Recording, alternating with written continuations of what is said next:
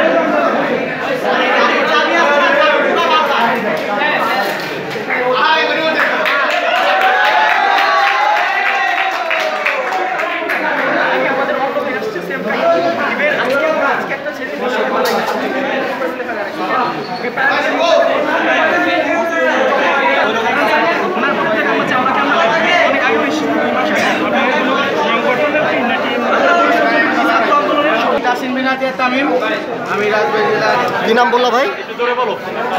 কি নাম বললা? আমি তাসিম বিন আতিয়ার তামিম। আমরা এখানে উপস্থিত হয়েছি আমি তাসিম বিন আতিয়ার তামিম। আমি এখানে উপস্থিত হয়েছি আমার সকল বন্ধু বান্ধব সহ হাসপাতালে যে প্রপার চিকিৎসাটা সেটা পাওয়ার জন্য।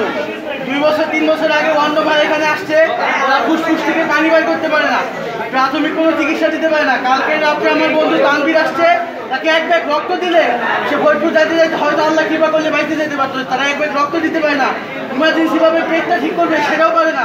তারা তাহলে এখানে কেন আছে? ফরিদপুর জেলায় মাথায় কেন? ফরিদপুর জেলা রাজবাড়ী জেলা না। আমাদের দাবি যে হাসপাতালে হান্নান স্যার আর থাকবে না, সে যেহেতু তার দায়িত্ব পালন করতে পারতেছে না, তার দরকার নাই, আমাদের দরকার নাই, তার দরকার নাই। সে অন্য কারো দায়িত্ব দিয়ে দিক, সে যখন পারবে না তখন আমরা আবার আসবো।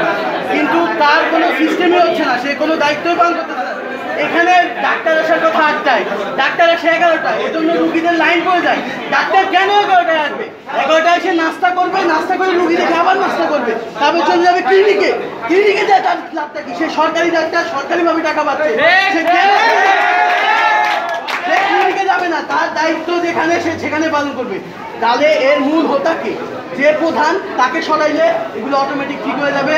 আমাদের একটাই দাবি, সেখান থেকে চলে যাক, তার দরকার নাই।